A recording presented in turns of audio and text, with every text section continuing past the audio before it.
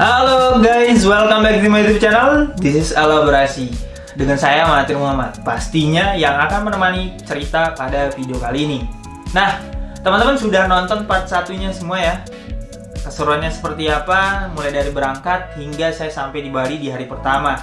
Dan itu ada beberapa poin yang saya sampaikan, pembelajaran atau pengalaman atau fenomena yang saya temukan selama di sana, dan itu menjadi menjadi insight, pengetahuan ataupun habit yang mungkin bisa kita coba di sini ya.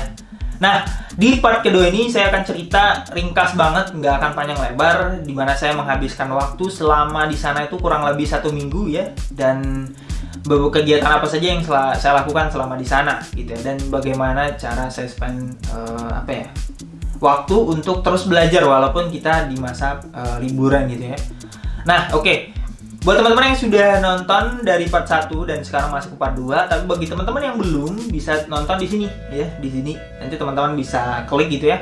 Itu part satunya biar paham dengan alur cerita yang akan saya bawakan di part 2 ini. Nah, itu saja teman-teman. Saya kasih seperti biasa saya kasih waktu 5 detik untuk nge-subscribe channel ini. Ada di sini.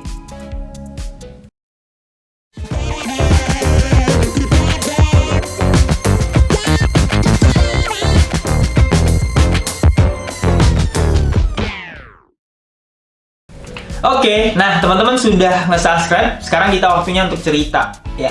Balik lagi di part keduanya.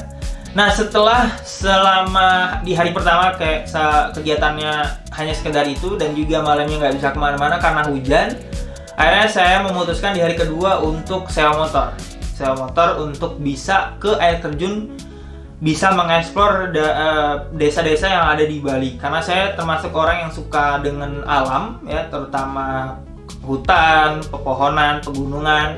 Jadi destinasi saya selama di Bali itu lebih ke atas gitu ya, lebih ke arah-arah Kintamani gitu-gitu.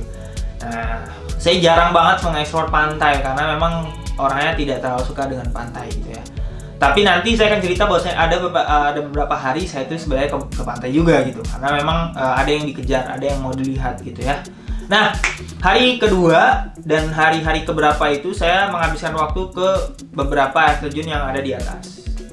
Banyak banget pengalaman yang saya jumpai gitu ya, mulai dari leke, terus juga ketemu sama bule-bule gitu ya, terus juga ketemu dengan beberapa warga. Nah, uniknya selama saya ke air terjun, saya itu melakukan hal yaitu lari gitu ya. Kita lari dari parkiran motor, turun ke bawah untuk ke air terjunnya. Ya lumayan lah ya, walaupun jaraknya juga nggak jauh-jauh banget gitu. Kalau dihitung juga paling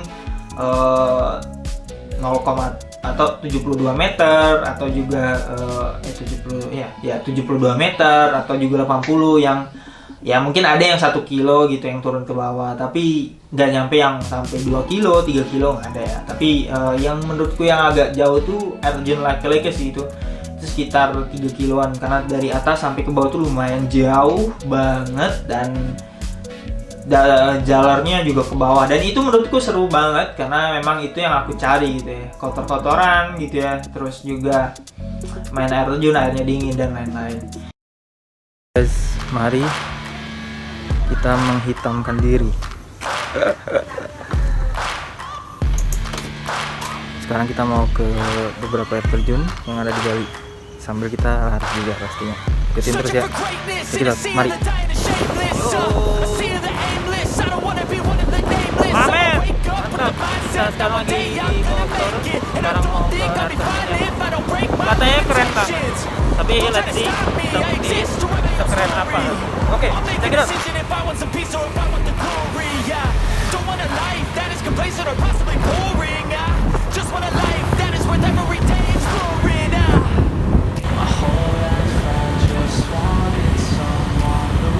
Ini kita udah di tengah perjalanan ya, mungkin kisaran 15 menit atau ya segitu lagi lah ya kita sampai sana. Keren, view-nya keren, amazing, Bali keren, gue akuin keren. Oke, check it out. Yes. Aku lupa belum nunjukin. Kita sekarang udah di Tukar Cipung.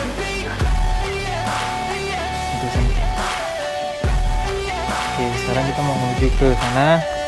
Kita mau lari-lari juga sama roket. Aduh, berapa nih setelah udah ngerti kapan naik. Oke, check it out. This is a statement to appreciate all that is vacant. It's just for the taking. If you make up your mind, you can take it. I'm never complacent. I would work in a mansion or basement, yeah. There's no replacement for persistence. It's a patience, yeah. In this life, I wanna be soaring. To feel sun inside when it's pouring. And I'll fight till anxiety is foreign. I'm so sick of my mind's extortion. My whole life I just wanted someone who would notice me. My whole life I just terowongan. wanted to be somebody. Oke guys, terowongan kita. Yeah, I just wanna be great. Yeah, I just wanna be great. Yeah, I just wanna be great.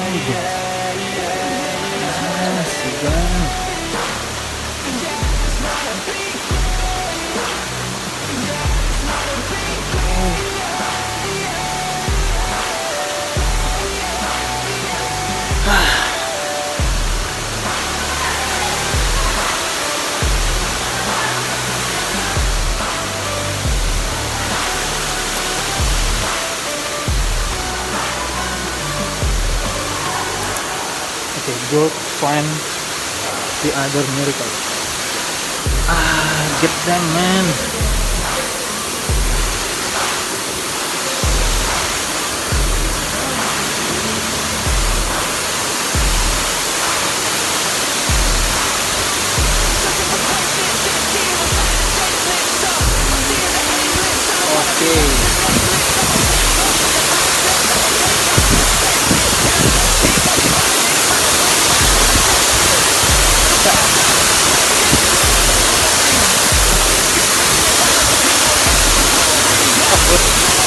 That is complacent or possibly boring. I just want a life that is worth every day exploring. My whole life I just wanted. Nah, selama di situ saya sering sharing ketemu sama petani gitu. Ingat banget saya ke air terjun apa saya lupa. Tapi saya tahu ini air terjunnya ya teman-teman. Ini air terjunnya saya lupa. Mungkin nanti kalau misalnya saya ngedit inget saya akan kasih namanya. Guys, wah, di tempat baru kita. Sekarang kita turun, tapi sambil lari.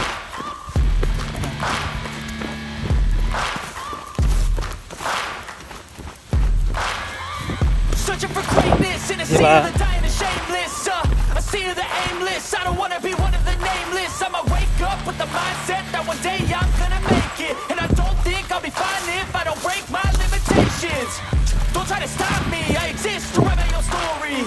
I'll make a decision if I want some peace or if I want the glory. Yeah, don't want a life that is complacent or possibly boring. I just want a life that is worth every day exploring. My whole life I just wanted someone who would notice me. My whole life I just wanted to be somebody to be. Yeah, I just wanna be great. Yeah, I just wanna be great. Ya, tempat kedua. Di sana terjunnya kita bisa bertemu.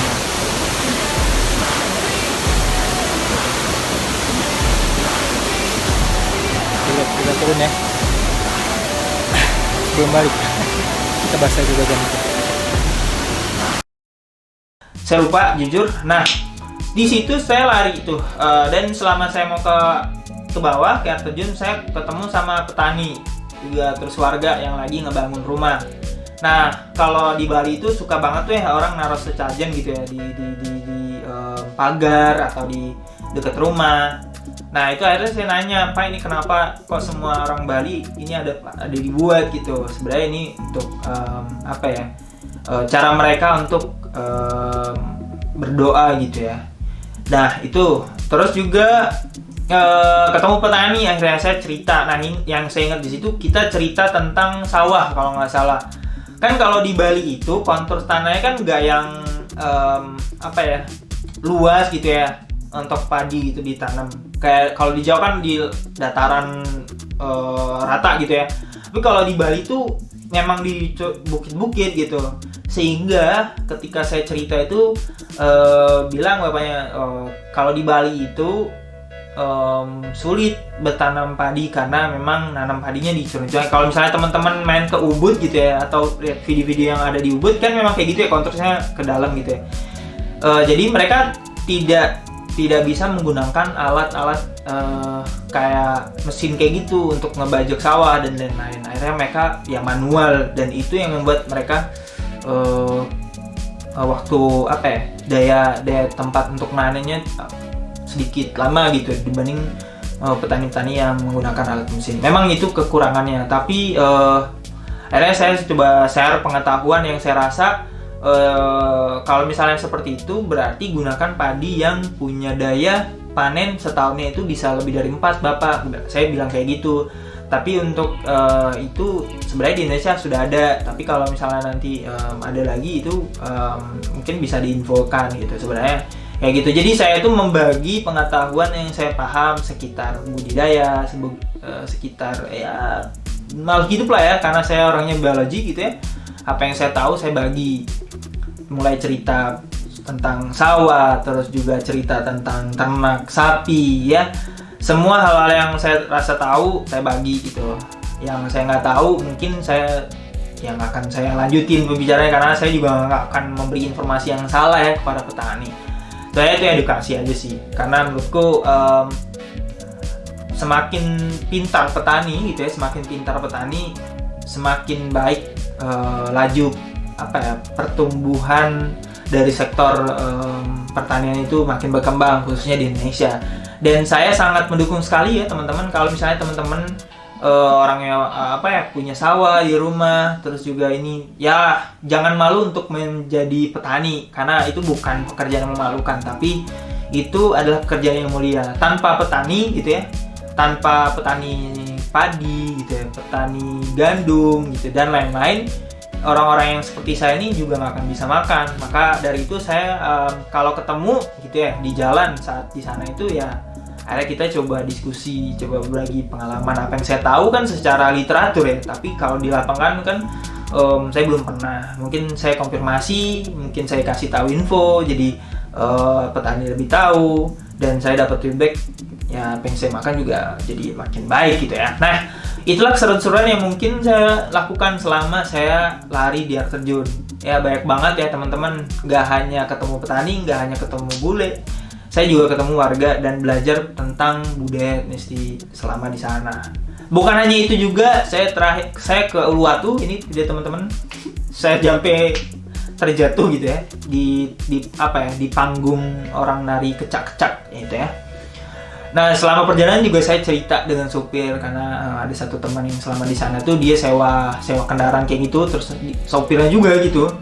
Nah, saya belajar bagaimana sih orang di Bali itu sangat peduli dengan lingkungan, dan itu sebenarnya terlihat dari anak-anaknya sampai ke orang-orang dewasa. Apa sih yang sebenarnya ditanam selama di keluarga, dan itu saya dapat jawabannya. Dan info itu yang saya pegang selama saya explore ini, untuk saya nanti kembangkan salah satu produk dalam dunia pendidikan. Seperti apa bentuknya nanti aja tungguin terus ya teman-teman. Doakan saya banyak diberi kesehatan supaya saya bisa berbagi pengetahuan dan pengalaman yang saya tahu gitu. Nah, selama di situ saya juga belajar banyak ya, tidak hanya sekedar kebudayaan, tapi saya juga belajar tentang agama dan bagaimana orang-orang di sana beribadah dan lain hal. Mulai dari bagaimana membersihkan tempat ibadah, terus juga dan lain-lain, pokoknya ya banyak banget hal-hal yang saya pelajari selama di Bali, dan menurut saya itu adalah salah satu hal yang membuat saya lebih yakin lagi untuk jadi bangga bahwasannya saya adalah warga negara Indonesia. Indonesia ini berbeda dengan negara-negara lain karena hal ini diakui ya. Mungkin teman-teman bisa lihat ini video saya ngobrol sama teman saya, ada yang dari Rusia sama dari Sweden, itu kalau nggak salah. Nah, ini kita ngobrol bahas tentang budaya, bagaimana budaya yang ada di negara maju, bagaimana sih budaya yang ada di negara berkembang dan tantangannya apa aja. Saya sharing dengan dia, dan itu yang membuat saya suka banget ketemu orang, karena pada dasarnya saya itu suka bicara, suka diskusi, suka ingin tahu hal-hal yang baru ya, terutama dunia pengetahuan gitu ya. Sehingga ketika saya ketemu sama orang yang frekuensinya cukup pas dengan saya gitu, itu sangat senang banget. Kayak kemarin saya ngobrol sama teman saya yang tadi juga, yang teman-teman saya lihat, itu kita ngobrol dari bangun pagi, dari jam 6:30, dan kebetulan saya harus ke bandara jam 8 gitu, dan itu kurang banget gitu. Padahal kita udah tahu, udah tatap-tatapan saat pertama saya check in di kemarin sore gitu ya. Tapi karena asik gitu yang ngobrol sama mereka tuh nggak kerasa udah 1 jam, dan itu udah kayak sorry guys, I have go to airport, saya harus ke bandara because I have a work tomorrow, karena Senin saya udah harus kerja lagi. Dan aku senang banget diskusi sama teman-teman, karena diskusi ini daging semua dan aku termasuk orang yang suka berdiskusi. Dari situ akhirnya kita tukeran sosial media, dari LinkedIn, terus aku lupa nih, di IG. Jadi kita masih temenan dan sampai sekarang masih kontak-kontakan tangan, karena memang kita kayak suka tukeran bacaan gitu. Mereka baca apa, saya baca apa, kita tukeran ya, karena saya orangnya pendidikan ya, jadi buku yang saya rekomendasikan ke mereka ya buku pendidikan gitu. Tapi yang produk dari luar gitu, yang ada yang menggunakan bahasa Inggris, karena kan kalau pakai bahasa Indonesia ya mereka juga nggak akan bisa baca gitu ya.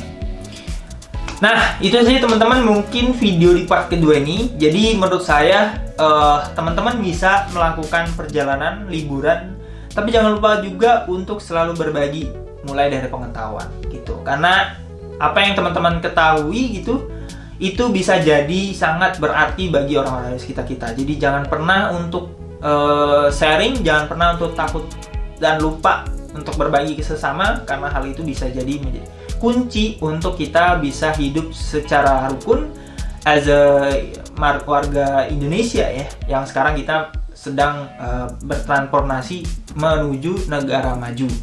Nah, mungkin itu saja teman-teman, dan saya juga akan sedikit announcement bahwasannya kita akan ada konten yang seperti itu lagi di next video yang lanjutnya. Tapi tungguin saya terus ya, kapan lagi saya upload, karena saya juga ada beberapa list ke daerah-daerah yang ada di Indonesia. Semoga saya bisa bermanfaat bagi orang banyak, dan teman-teman sekali lagi saya minta bantuan teman-teman support channel ini, karena